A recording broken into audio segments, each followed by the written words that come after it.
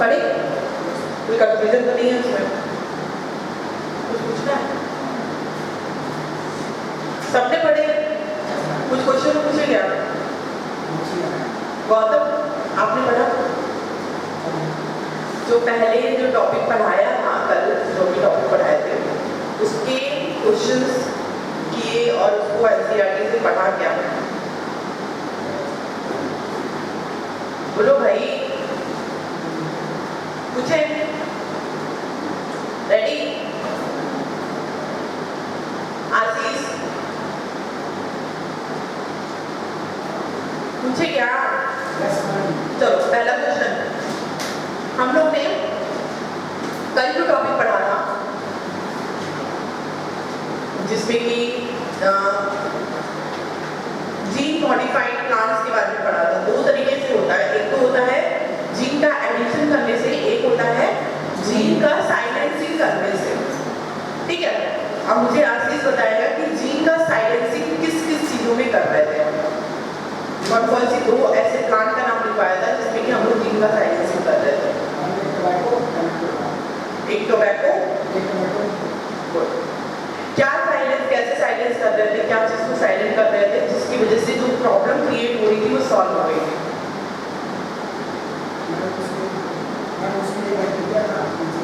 हाँ हाँ हाँ, थोड़ा देर बोलो। बैक्टीरिया का नाम नहीं बताना है, मैं ये पूछ रही हूँ कौन से जीन, जीन साइलेंसिंग बोल रहे हैं ना, तो कौन से जीन को हमने साइलेंट किया था वहां पे? किस जीन के बारे में बात कर रहे थे? नहीं पता? गौतम? हाँ, सेल्स, सेल्स में ही तो जीन होता है, और कहाँ जीन होगा भाई?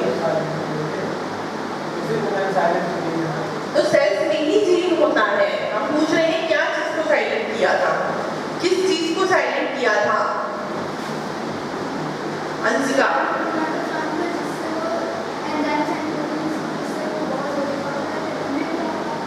हाँ,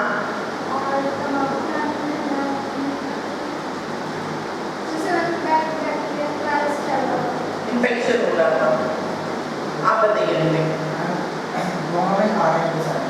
हाँ, यही पूछ रही थी मैं, उसमें किसको साइलेंस कर रहे थे हम? आरएनए को साइलेंस कर रहे थे, जिसकी वजह से प्रोटीन का सिंथेसिस नहीं कर पाना था हमें। यही मैं सुनना चाह रही थी, समझ में आया? भाई जीन तो सेल में ही प्रेजेंट रहेगा ना, ये कोई ऐसा नहीं है। जीन तो सेल में ही प्रेजेंट रहेगा, सेल के बाहर भी होता है क्या? तो फिर ये कैसा आंसर होगा जीन सेल का? चलो नेक्स्ट क्वेश्चन, जो हम लोग ने न्यूमेटोड वाला पढ़ा था उसमें हम लोग कौन सा जो जीन था इन्फेक्टिव था, क्या नाम था उसका? कौन बताएगा जीन का जिससे इन्फेक्शन कॉज हो रहा था? गौतम? क्या गलत है? हाँ,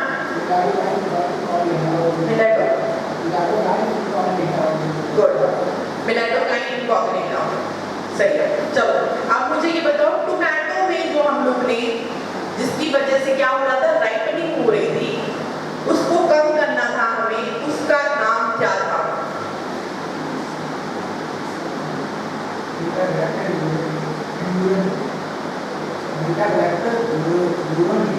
बीटा गैलेक्टन यूरोनेज। क्या था? एक साथ बोलो।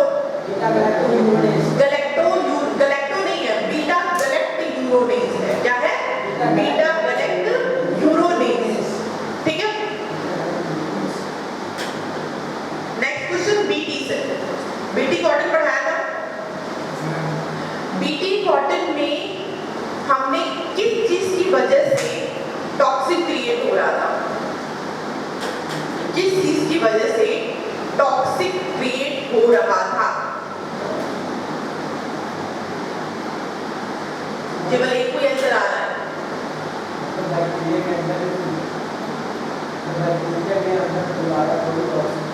बैक्टीरिया के अंदर लार्वा नहीं था, बैक्टीरिया के अंदर एल्कालाइन पीएच से उसका सेल डिस्ट्रॉय हो रहा था। और किसी को फिर आखिरी में ऋतिक बताएंगे, बताओ इन लोगों ने बता दिया है, आप बताओ।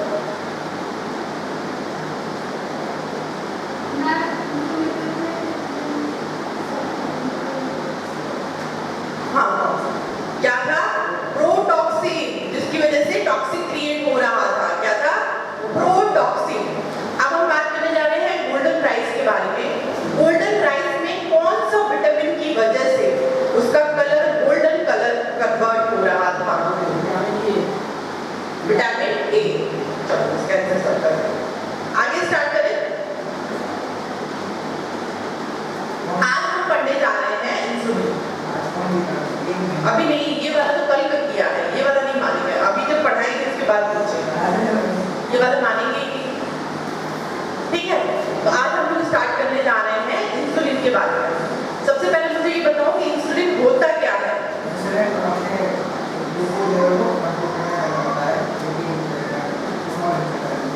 कहाँ पाया जाता है?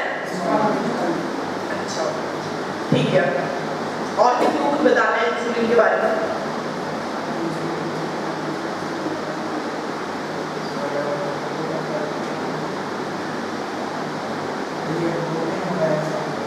इंसुलिन इज अ प्रोटीन, पक्की बात है। गौतम, इंसुलिन क्या होता है? सुना सुना सा लग रहा है। जो मेन चीज मैं पूछ रही हूँ वो मतलब जो मेन चीज मैं पूछना चाह रही हूँ उसका आंसर अभी तक नहीं आया मेरे पास। किस डिजीज की वजह से इंसुलिन का प्रॉब्लम आता है? Name the disease. इंसुलिन दोनों केसेस में जब ज्यादा हो जाता है, हाँ यही मैं पूछना है। डायबिटीज कब बोला? कब बोला? मैं डायबिटीज का नाम लिया। अगर तुम पेशेंट, अगर तुमको डॉक्टर बोलेगा कि तुम्हारा है ना सर दर्द हो रहा है, हाथ में दर्द है, पैर में दर्द है, वो बताइए कि तुमको बीमारी कौन सी है, तुमको समझ में आएगा तुमको कौन सा सिम्टम्स बता दो। नहीं, तुम्हारे पास कोई पेशेंट आया तो उसको बोल दोगे ये हुआ और तुम उसको क्या बोलते हैं डिजीज का नाम नहीं बताओगे तो वो तो बेचारा कंफ्यूजन में रहेगा कि क्या चीज की दवाइयाँ खा रहा है।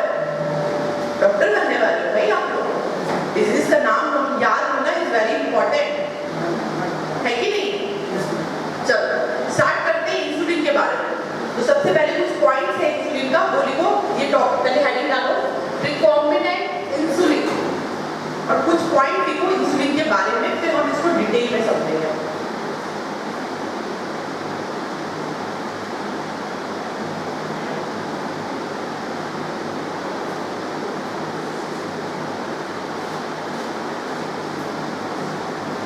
डिजीज का नाम है डायबिटीज। देखो, insulin is used for treat, insulin is used for treat, insulin is used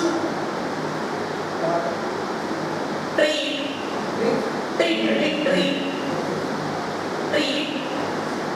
disease. देखो, डिजीज डायबिटीज ऊपर लिखा है बेटा मैंने, diabetes treat, treat disease diabetes मिलिटस।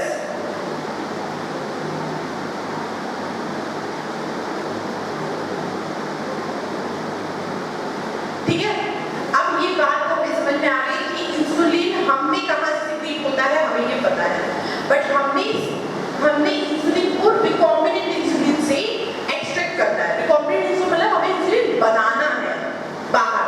कहाँ बनाना है? लैब में बनाना है। रिकॉम्बिनेंट इंसुलिन माने हमें इंसुलिन बनाना है, हमें ह्यूमन के बॉडी से कहाँ से सिक्रीट हो रहा है हमें उससे कुछ लेना देना नहीं है। यहाँ हम पढ़ रहे हैं बायोटेक्नोलॉजी और हम यहाँ पे रिकॉम्बिनेंट इंसुलिन बनाने के बारे में बात कर रहे हैं। कौन से एनिमल में इंसुलिन बनते हैं? हाँ, ह्यूमन नहीं, एनिमल बोल रही हूँ मैं। हाँ,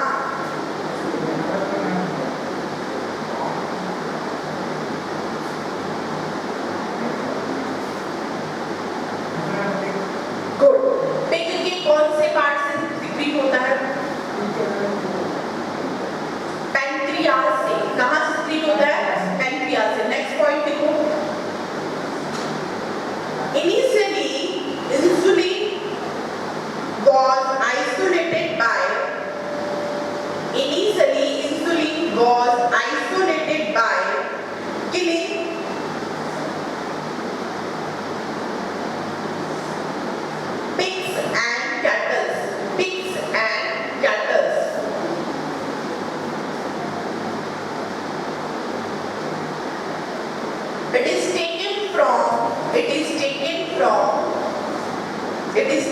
from pancreas of its animal.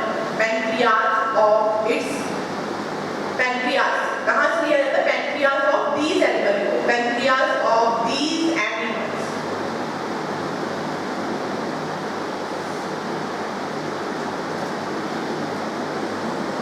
Next point.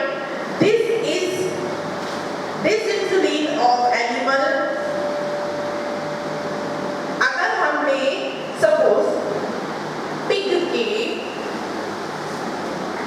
pancreas से इंसुलिन को एक्सट्रैक्ट किया, वो निकाला, ठीक है, वो हमने निकाल लिया और हमें इसको उस ह्यूमन में भेजना है जिसको की प्रॉब्लम है, डिजीज है, डायबिटीज। तो ये बताओ कि ये एनिमल का जो दिया है हमें, ये तो एक एनिमल है ना, एनिमल की चीज हम ह्यूमन की बॉडी में डालते हैं, तो ऐसा 90% चांसेस है कि उसके बॉडी में क्या करेगा? प्रॉब्लम क्रिएट करेगा। करेगा कि नहीं करेगा? बॉडी रिजेक्ट करने लगेगी, भाई उसके अगेंस्ट इम्यून सिस्टम एक्टिवेट हो जाएगा, है कि नहीं? 90% श्योरिटी है। चलो नेक्स्ट पॉइंट देखो, क्या लिखा? This insulin of animal origin created animal लिखा, origin created allergy, इसमें एलर्जी क्रिएट करेगा, एलर्जी इन ह्यूमन।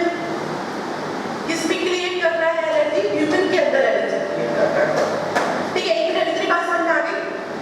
अब सबसे पहली बार जो डिजीज देखी गई थी वो एक 9 साल की बच्ची के अंदर देखी गई। नाम क्या था उसका?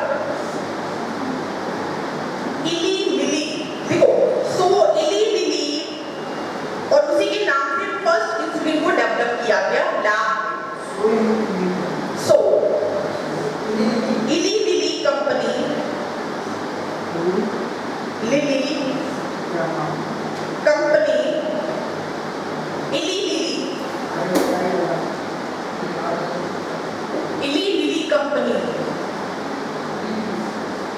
कंपनी ने सबसे पहला रिकॉम्बिनेंट इंसुलिन को डेवलप किया। Eli Lilly company develop recombinant insulin, first recombinant insulin. इसी को हमने क्या बोला? ह्यूमुलिन बोला। नाम रखा गया ह्यूमुलिन, ह्यूमन के लिए क्रिएट किया गया है।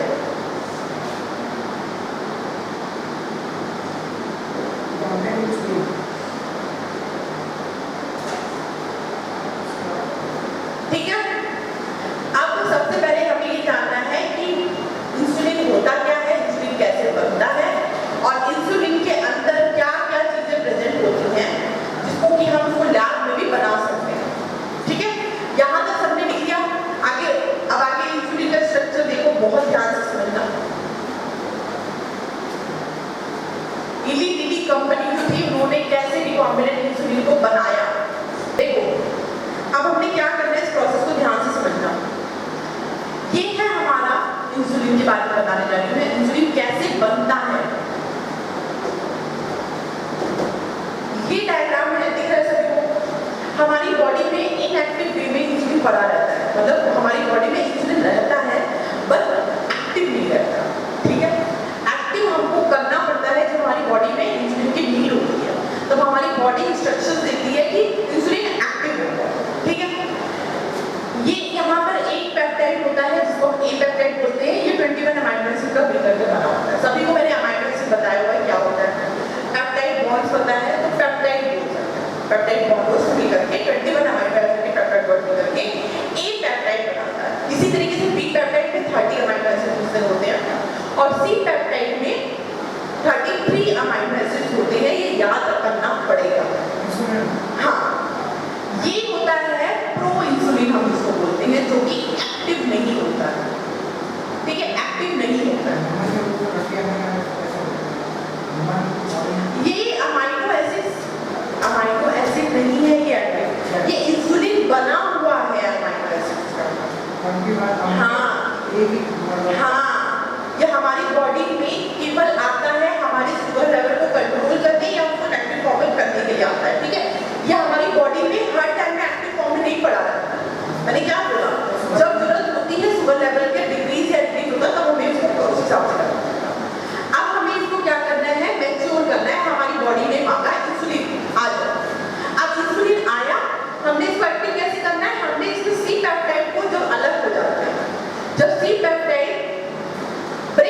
जाता है और ए पेप्टाइड और बी पेप्टाइड डाइसल्फाइड बॉन्डिंग कर क्रिएट कर देता है आपस में, तब वो एक मैच्योर इंसुलिन बन जाता है और इसी पेप्टाइड डिग्रेड हो जाता है। ठीक है, तो हमारा ये है एक्टिव इंसुलिन जो हमारी बॉडी को नीड है। इतनी बात समझ में। अब इली कंपनी ने क्या किया होगा, थोड़ा सा माइंड लगता है यहाँ पर। हमको चाहिए ए पेप्टाइड और बी पेप्टाइड। आई बात समझ में, हमें क्या चाहिए ए पेप्टाइड और बी पेप्टाइड। अब मुझे कोई बताओ, मैंने पूरा चैप्टर पढ़ाया हुआ, हम ऐसा क्या करें कि हम ये पूरा पेप्टाइड डाइसल्फाइड बॉन्ड के साथ रेडी कर दें? कौन बताएगा? वैसे हाँ, डिस्ट्रीब्यूशन एंजाइम वगैरह तो मतलब कि पूरा मैकेनिज्म में यूज करने वाले ना। हम ऐसे क्या करें, क्या क्या चीजें हमें चाहिए, कैसे कैसे इन्वॉल्व करें हम वो प्रोसेस समझे? सीधे सीधे मैं ये पूछना चाह रही हूँ कि क्या हमें ए पेप्टाइड मिल जाएगा और क्या हमको बी पेप्टाइड मिल जाएगा, तो दोनों को हम एक साथ डाइसल्फाइड बॉन्डिंग करके नया इंसुलिन बना सकते हैं कि नहीं? यही मैं पूछना चाह रही हूँ, है कि नहीं? कर सकते हैं कि नहीं?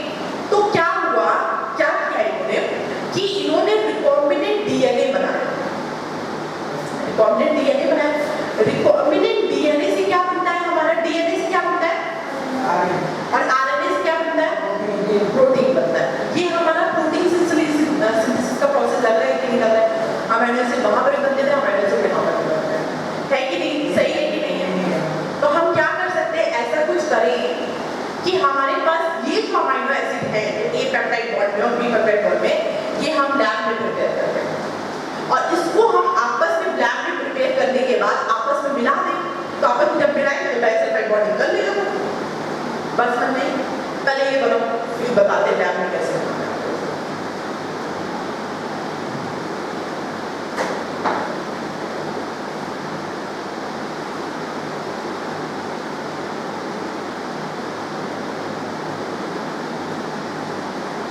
अलग अलग कलर से जैसे मैंने बनाया वैसे ही बनाना। अगर क्वेश्चन आता है how many amino acid present in pro insulin, तो कैसे बताओगे? कितने हो गए? क्वेश्चन समझ में आया? मैं कह रही हूँ how many amino acid present in pro insulin. Pro insulin में कितने प्रेजेंट हो गए टोटल? कितने हो गए? ठीक है, 84। और अगर मैं कहूँ एक्टिव इंसुलिन में कितने अमीनो एसिड इन्वॉल्व हैं?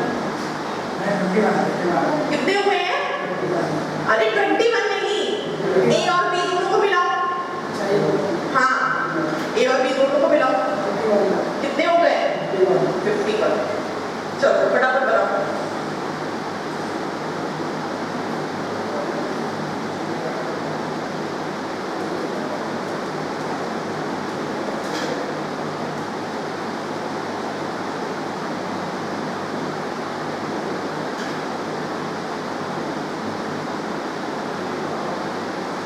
अच्छा, ये जो मैचुरेशन की प्रोसेस हो रही है, ये हो रही है ह्यूमन के पैंक्रियाज, सिक्रीट हो रहा है इंटेस्टाइन से और मैच्योर हो रहा है पैंक्रियाज। पैंक्रियाज में होता है, सिक्रीट होता है, पैंक्रियाज होता है। हाँ, लिखवाना जरूरी है, जरूरी है, समझ जाओगे ना? हमें मैच्योर कब होगा? जब सी पेप्टाइड हट जाएगा। क्वेश्चन यही आता है कि मैच्योरेशन कब होता है? जब सी पेप्टाइड हट जाता है। अब हम इली कंपनी ने कैसे रिकॉम्बिनेंट डीएनए बनाया, कैसे उससे ए पेप्टाइड और बी पेप्टाइड बनाया, उसको आपस में डाइसल्फाइड बॉन्ड से लिंक कर दिया। चलो उसको समझो। हेडिंग डालो, इली रिकॉम्बिनेंट इंसुलिन।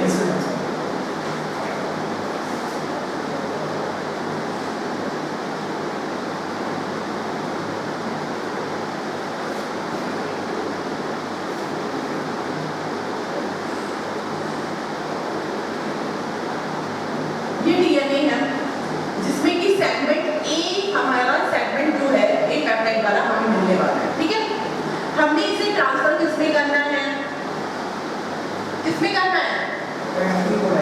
हमें पास करना है। इसमें करना है प्लाज्मिड विकास।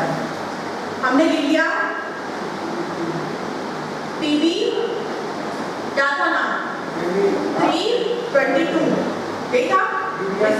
हाँ, पीबीआर 322, 322, ठीक है।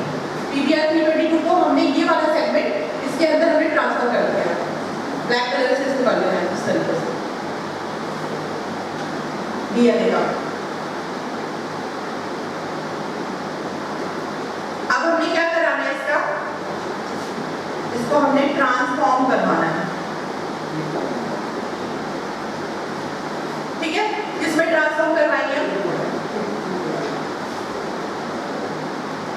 ई कोलाई के अंदर क्या होगा, यहाँ पर प्रोटीन का सिंथेसिस होने लग जाएगा, कौन से वाले प्रोटीन का सिंथेसिस होगा, हमें ए पेप्टाइड जिसमें चाहिए, जिसमें ए सेगमेंट है ना, तो ए पेप्टाइड जिसमें चाहिए उसमें सिंथेसिस होने लग गया। तो हमने यहाँ से क्या एक्सट्रैक्ट कर लिया, ए पेप्टाइड को हमने एक्सट्रैक्ट कर लिया। सपोज हमने एक ट्यूब में इसको ए पेप्टाइड को एक्सट्रैक्ट कर, इसी तरीके से हमने सेम यहाँ पे सेम प्रोसेस चलाई है बी वाली, बी सेगमेंट डीएनए, इसको हमने ट्रांसफर किया फिर से अलग प्लाज्मिड में पीबीआर 322,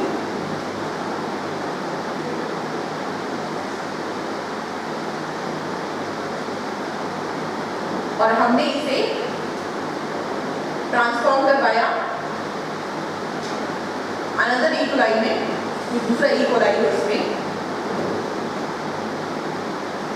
और इसने बना लिया है प्रोटीन सिंथेसिस करके। एक और हमने बी पेप्टाइड का टेस्ट ट्यूब में इकट्ठा कर, ठीक है।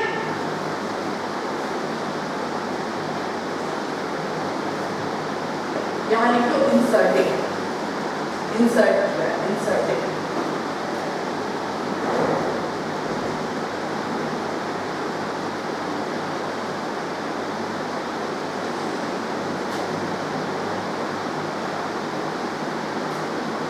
अब हमने क्या करना है, इसको आपस में मिक्स कर देंगे, क्या कर देंगे आपस में, इसको मिक्स कर देंगे, both peptide bond mix together, peptide A and B mixed together, और क्या क्रिएट कर लेंगे ये आपस में, डाइसल्फाइड बॉन्डिंग क्रिएट कर लेंगे। A peptide and B peptide,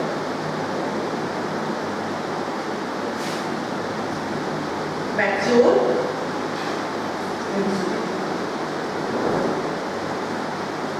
prepare होकर मैच्योर।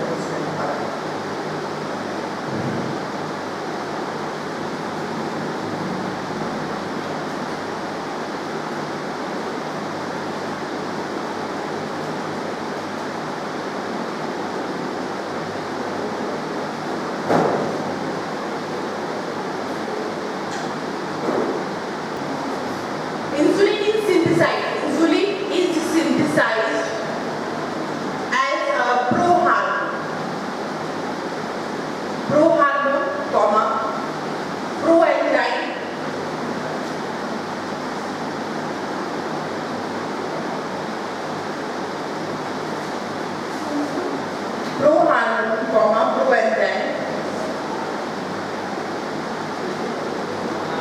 ब्रैकेट में लिखो, ब्रैकेट में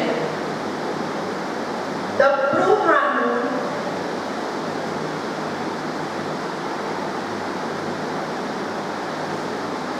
also needs to be processed before it become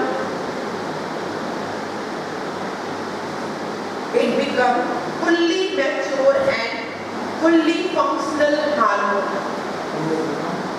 Become fully mature and fully functional hormone. contains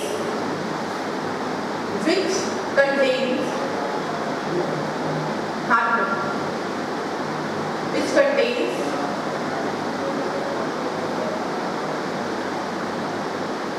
extra stretch called C-peptide.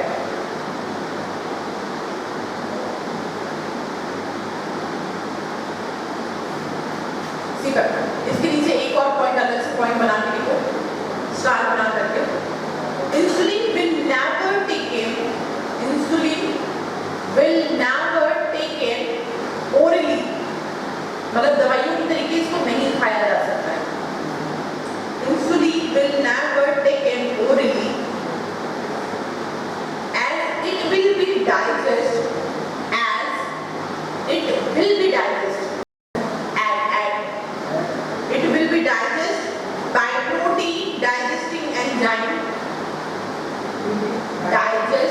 by protein digesting enzyme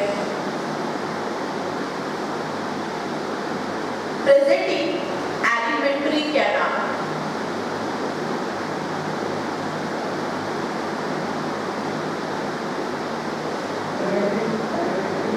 Alimentary लिखो होता है presenting alimentary canal.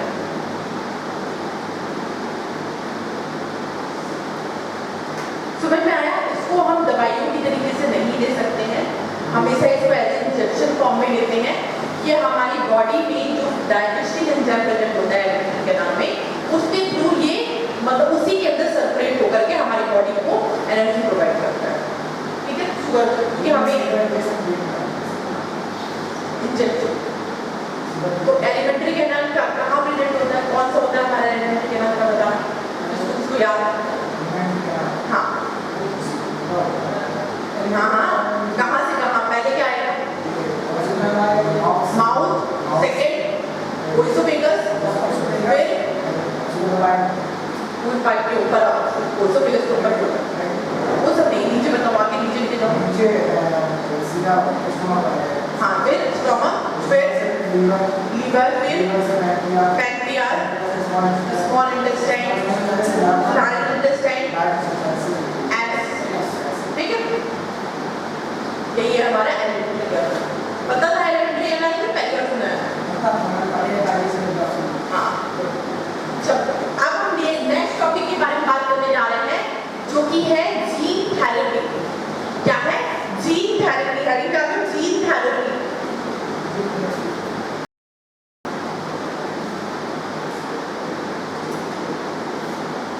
देखो, सबसे पहला जो डिजीज आया था वो एक बच्ची के अंदर देखा गया जो कि 9 साल की थी, उसके अंदर देखा गया। ठीक है, डिजीज के बारे में बताएंगे।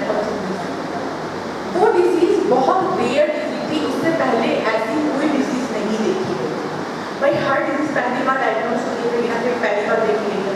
तो जब वो डिजीज पहली बार देखी गई तो वो पता लगाया गया कि ऐसी तो कोई डिजीज आई नहीं है, रेयर डिजीज आई है। अब आई है तो उसको सही करने के लिए कोई ना कोई टेक्निक करनी चाहिए, डेवलप करनी चाहिए। सबसे पहली चीज, जीन थेरेपी हमेशा जो होती है वो इनहेरिटेड डिजीज, एक होती है इनहेरिटेड डिसऑर्डर्स और एक होता है नॉन इनहेरिटेड, या इसी को हम बोलते हैं एक्वायर्ड डिसऑर्डर्स। अब बहुत ध्यान से समझना, इसके बारे में जिसको नहीं पता है तो सुनो। इनहेरिटेड का मतलब क्या हो गया? ऐसा डिजीज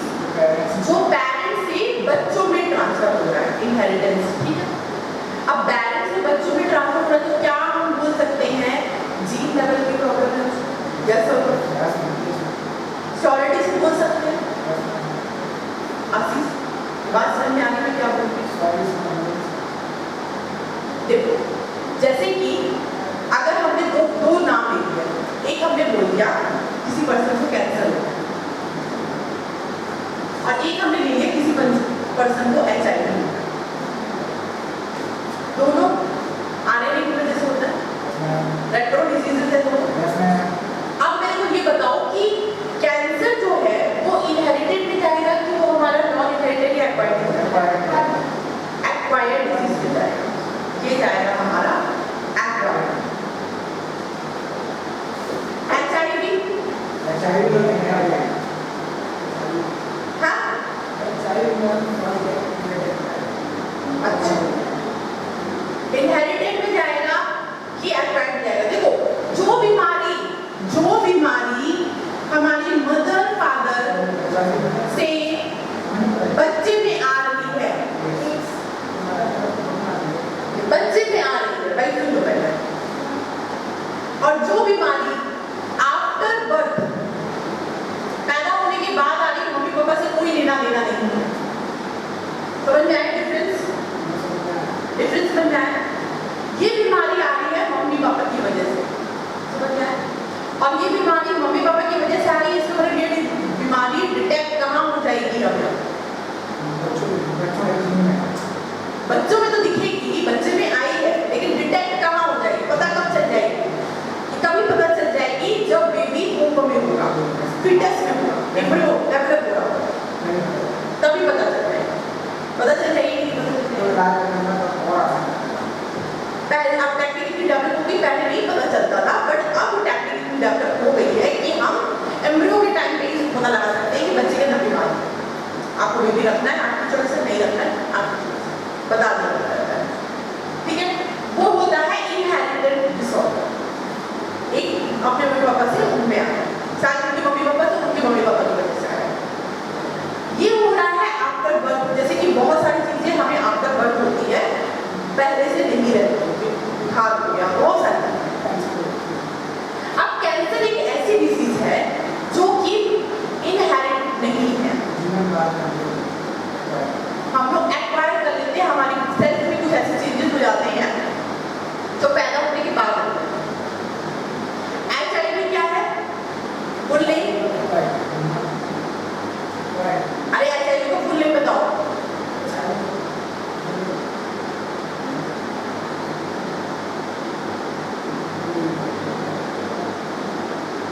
चलो HIV एड्स बताओ। HIV तो उसका वायरस का नाम है। चलो इसको बताओ। नहीं बताओ।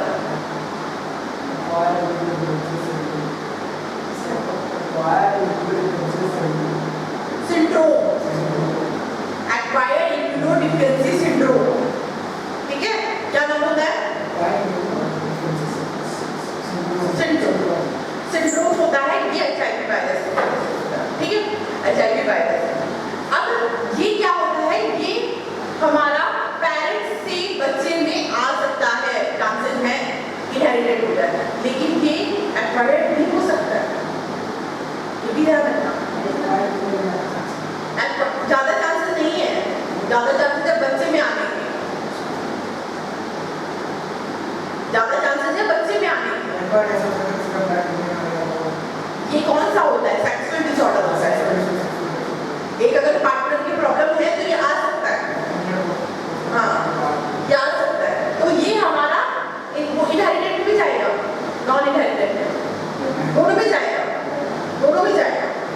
अगर मदर को है तो बेबी को तो होने वाला है, आएगा, पूरी तरीके से आएगा, ये हमें अथॉरिटी नहीं है, बट उसके कुछ ना कुछ आ जाएगा, प्रॉब्लमेटिक सिम्टम्स आ जाएगा।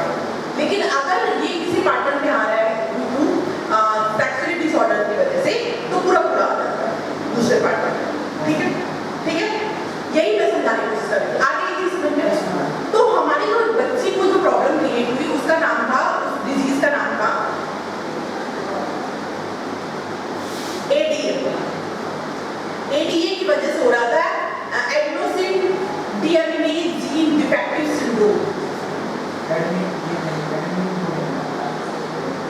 हाँ, अच्छा एक चीज और मैं इसमें थोड़ा सा इम्यूनोलॉजी मानते हैं।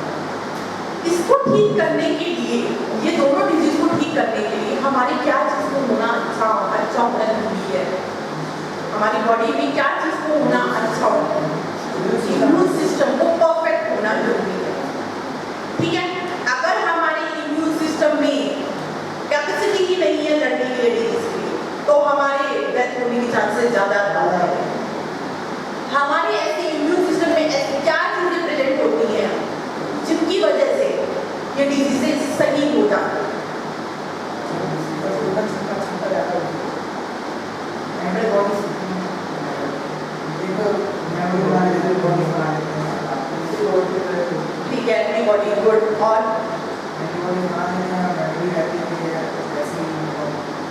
एंटीबॉडीज बना लेती हैं।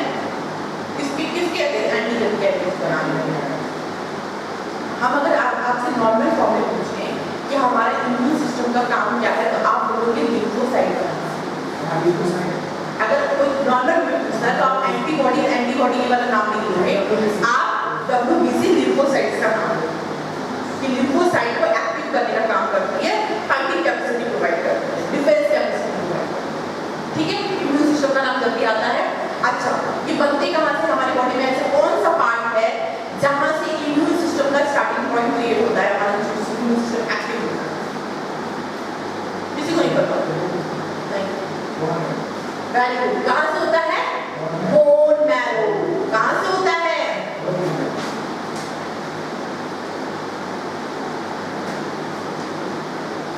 क्या हम बोन मैरो को ट्रांसप्लांट कर सकते हैं? क्या हम बोन मैरो को ट्रांसप्लांट कर सकते हैं? यस और नो?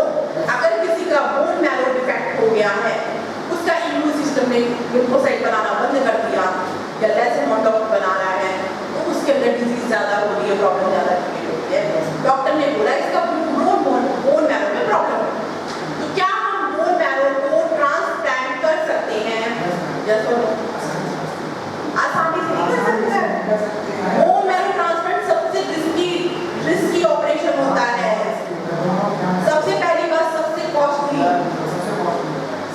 कॉस्टली और सबसे रिस्की। अगर बॉडी ने बोन मैरो एक्सेप्ट नहीं किया तो आपकी डेथ हो सकती है। क्या?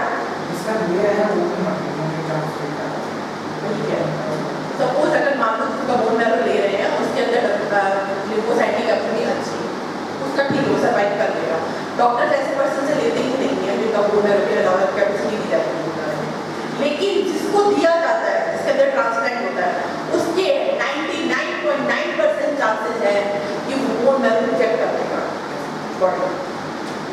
वो समझ जाएगी कि कोई किसी और का आया है और वो उसके अगेंस्ट रिजेक्ट अपना अलग प्रॉब्लम क्रिएट करने लग गया, तो रिजेक्ट कर देता है।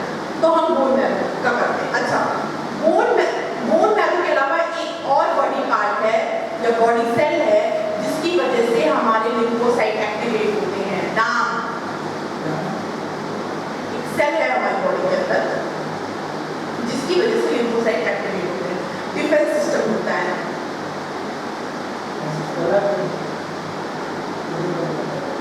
और आजकल तो वो स्टोर करके रखा जाने लगा है। बेबी बॉर्न होता है, उसको निकाल करके स्टोर करके रखा जाता है। इन फ्यूचर कभी जरूरत पड़ी तो उसको वापस से लेकर के अपना जो आगे की जनरेशन उसको आगे बढ़ाने का या इम्यून सिस्टम डेवलप करने का काम करा जा सकता है। क्या बोलते हैं?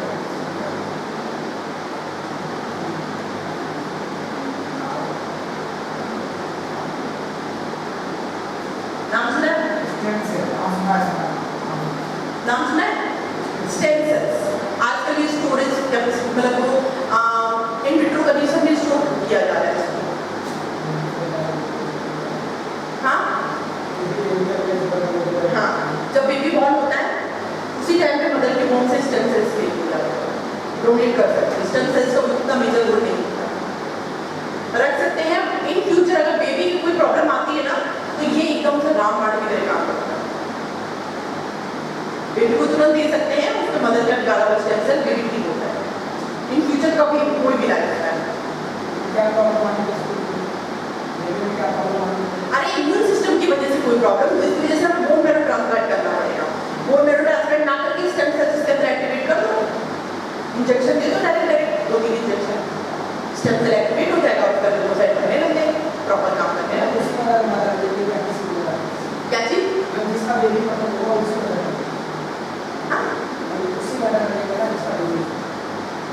हाँ, उसी का लेंगे और किसी का नहीं लेंगे। उसी मदर का लेंगे जिसका बेबी है, और किसी का थोड़े ना ले लेंगे भाई। डीएनए नाम की कुछ चीज होती है, ब्लड ग्रुप भी कुछ नाम की चीज होती है। चलो, अब इसके समझ में आया? अब जीन थेरेपी के बारे में थोड़ा सा लिख लो, फिर हम लोग उसको समझेंगे डिटेल फ्लो चार्ट। पहला पॉइंट है, इट इज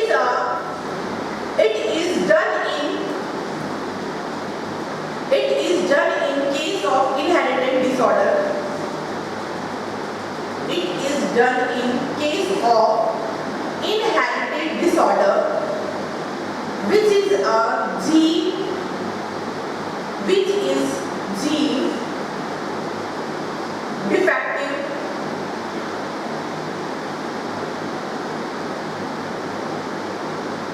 चलेगा,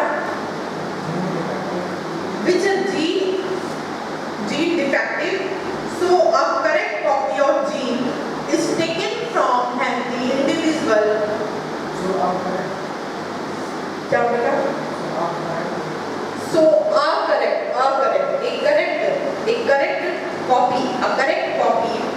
of gene, अगर किसी के जीन में कोई डिफेक्ट आ जाता है तो उसमें जहाँ डिफेक्ट आया है उसकी जगह एक करेक्ट कॉपी लेकर के किससे लेंगे हम? टेकन फ्रॉम हेल्दी इंडिविजुअल, एक हेल्दी इंडिविजुअल से लेकर के पुट इन द सेल के अंदर डाल देंगे, put in the cell of diseased person,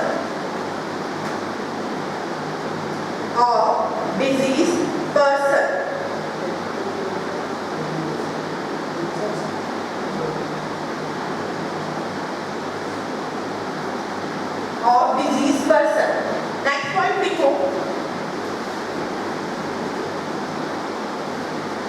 gene therapy was first done by in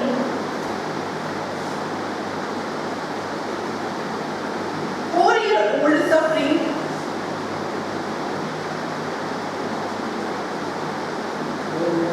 old girl,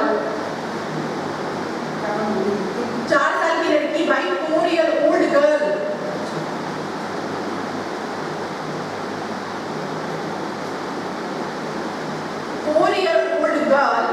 suffering from ADA deficiency syndrome.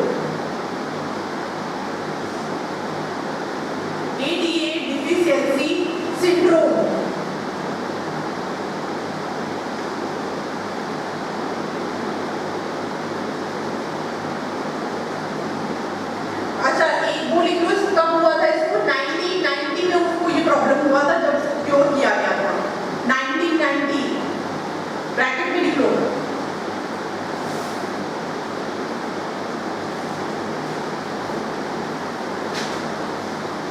अब कैसे क्योर किया गया था वो मैं लिख रही हूँ, फिर इसको बताती हूँ कैसे किया गया।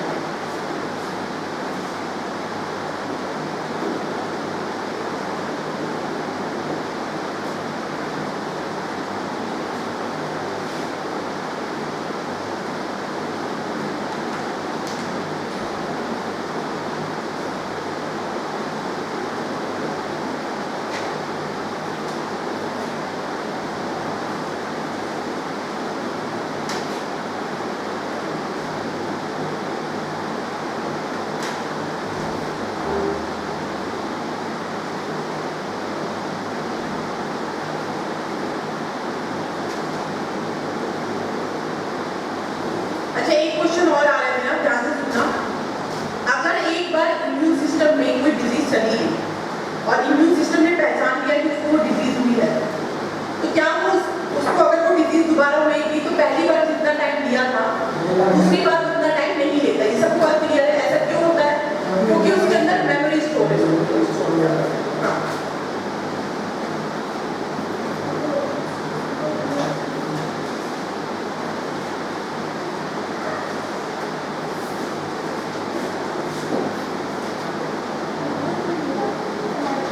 देखो, अब ये उसी डिजीज के बारे में थोड़ा सा हम लोग डिटेल में पढ़ रहे हैं। क्या हुआ था कि इस बच्ची को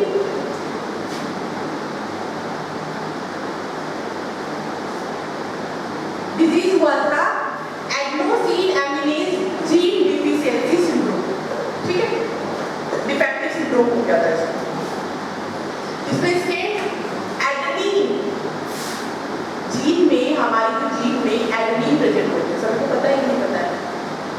वो नहीं बन रहे थे। एडेनोसिन मतलब, अब यहाँ पे आ गया है मेरा पढ़ाया हुआ चीज, एक मिनट रुको। एडेनोसिन न्यूक्लियोटाइड है कि न्यूक्लियोसाइड है?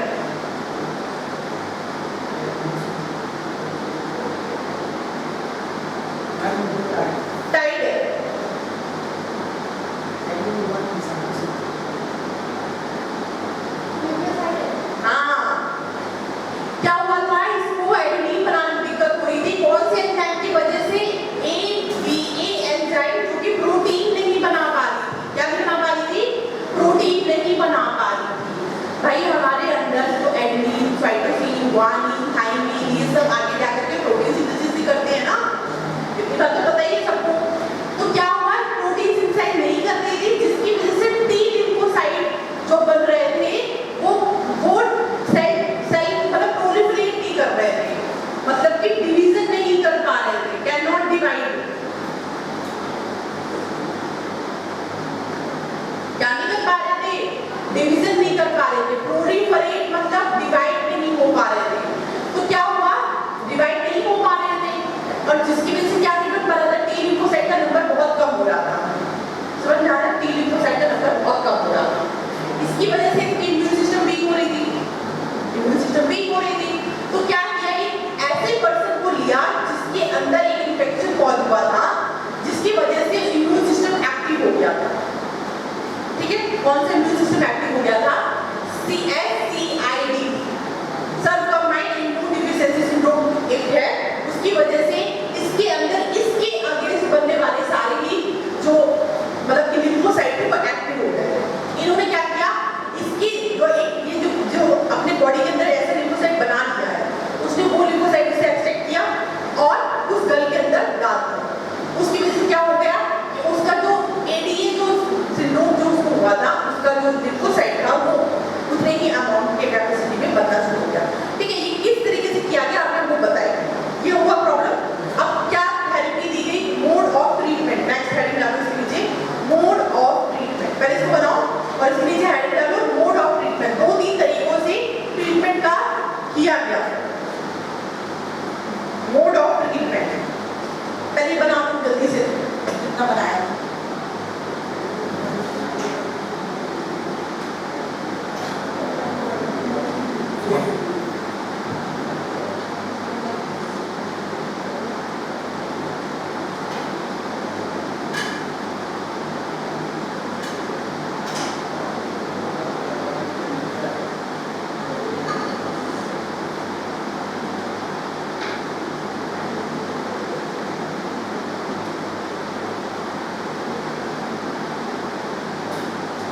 हेलो,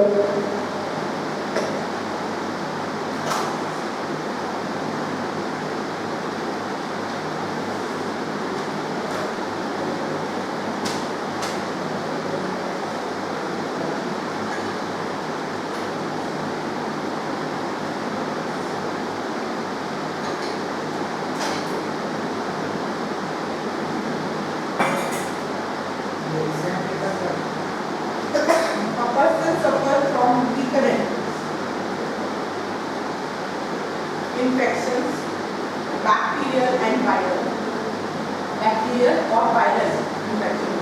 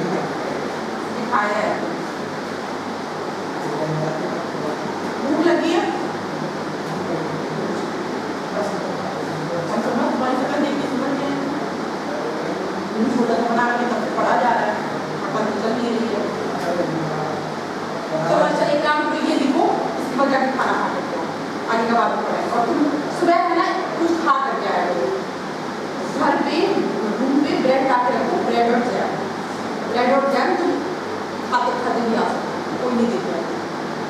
बहुत बात किया है, तो मेरी भी सूरत में क्लास में रहती तो ब्रेड और जैम खाते खाते आ, ब्रेड जैम लगाया और उसको रख लिया। एक दिन ब्रेड लाया तो 2 दिन चला, छोटा वाला मिनी वाला ब्रेड आता है 10 वाला छोटा वाला, ठीक है, ताकि पूरा अगर देखो पेट भरा रहेगा ना तभी तो पेट ठीक रहेगा, तभी पढ़ने में क्या आपको में नहीं आ रहा है क्या?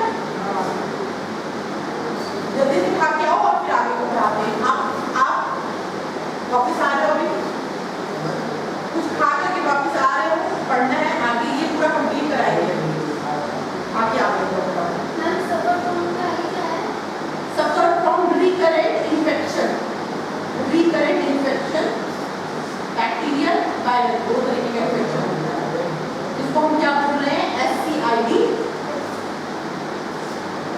इसे बंद कर दो।